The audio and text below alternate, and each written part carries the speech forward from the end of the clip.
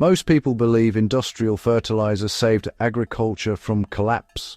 The modern story says food security began with chemical nitrogen, phosphate mining and global supply chains, but that version quietly ignores something older, and in many ways more resilient.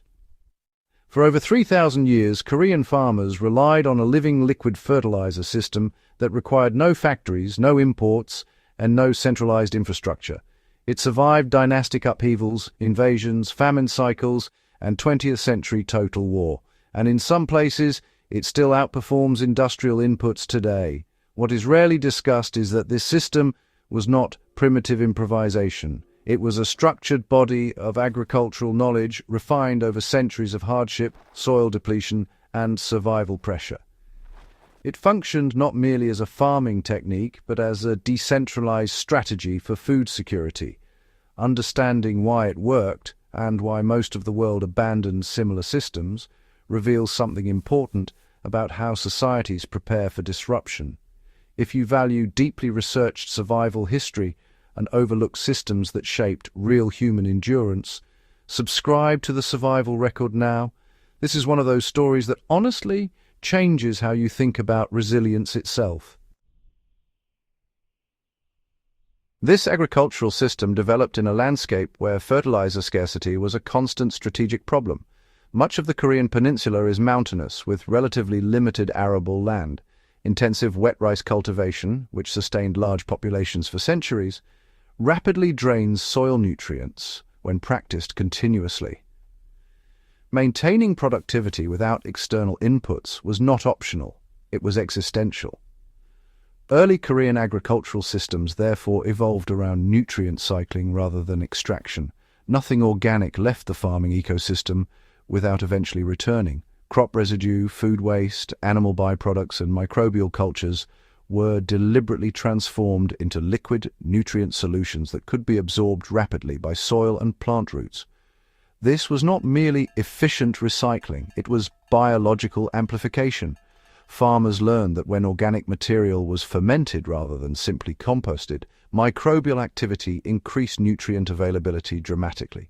Liquids penetrated soil structure faster, fed microbial communities directly, and allowed precise seasonal timing of application.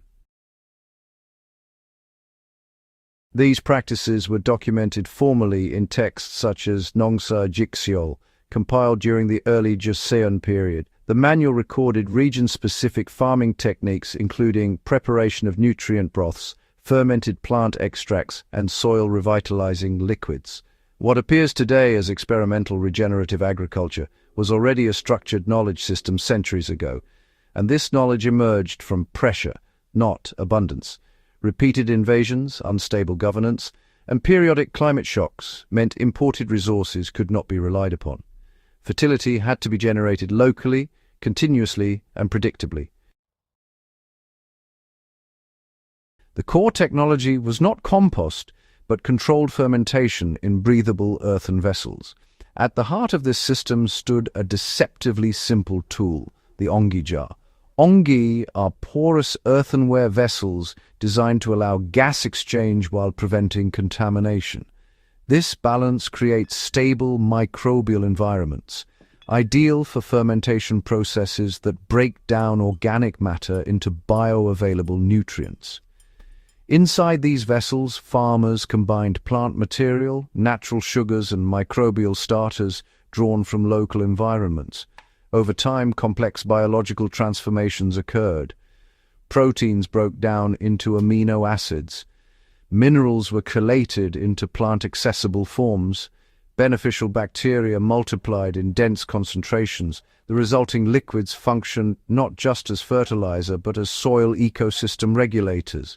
They stimulated microbial diversity, improved nutrient uptake efficiency, and strengthened plant resistance to disease.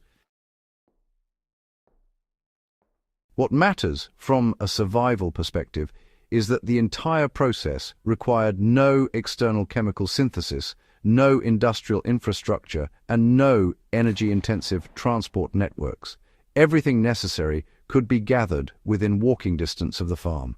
That independence becomes historically significant during periods of conflict. Korea's long history of invasion and disruption made decentralized fertility a survival advantage. For centuries, the peninsula experienced cycles of warfare that repeatedly disrupted trade and governance. During the Imjin War of the late 16th century, Japanese invasions devastated farmland and destroyed grain stores. Later conflicts and political upheavals brought similar disruptions. In each case, agricultural recovery depended not on imported inputs but on knowledge retained at the village level. Liquid fermentation systems could be restarted quickly even after devastation. Soil stripped by military movement could be biologically rebuilt. Nutrient production did not depend on functioning states or secure trade routes. This pattern repeated in modern times as well.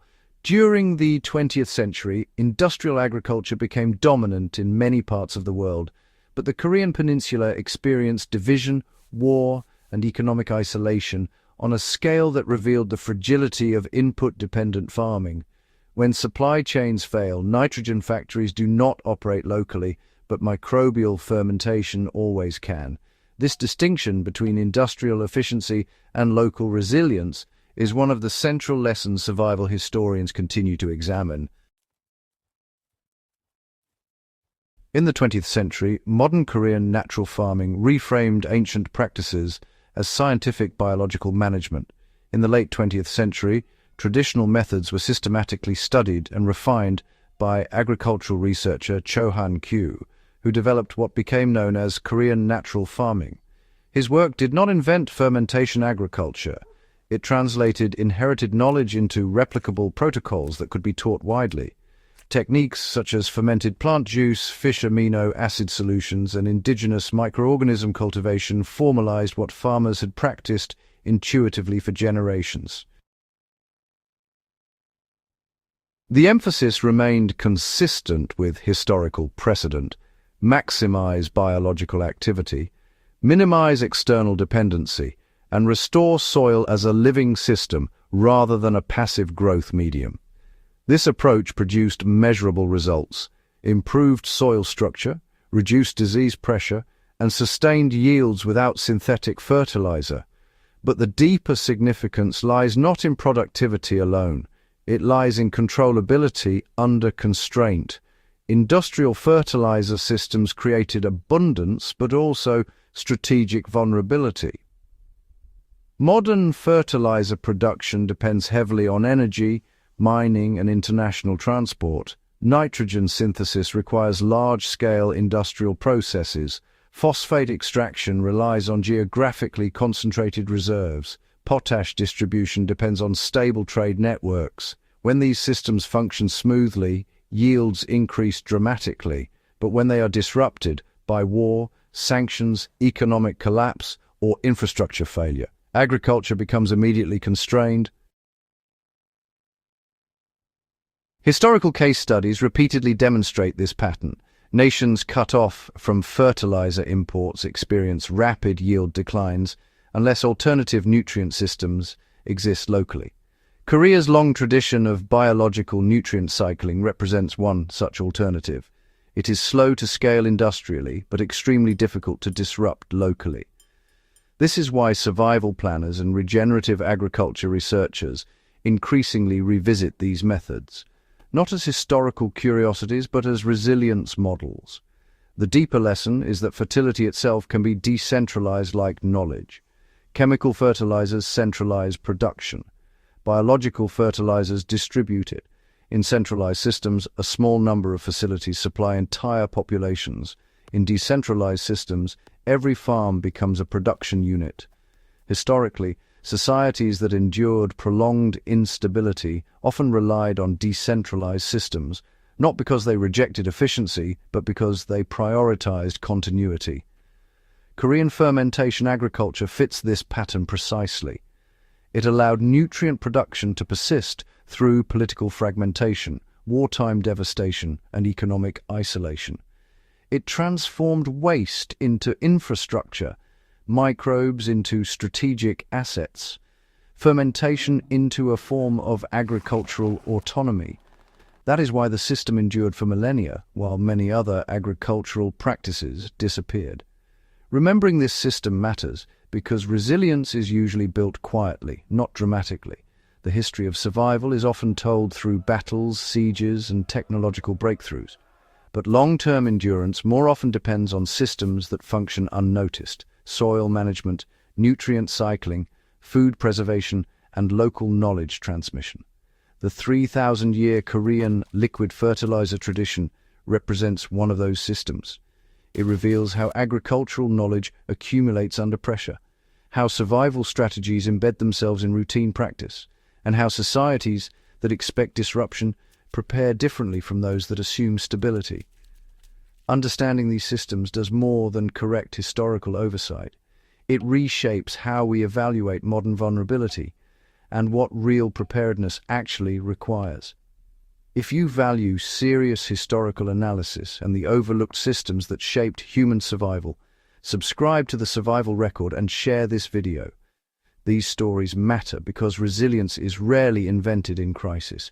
It is built long before and remembered only if someone preserves the record.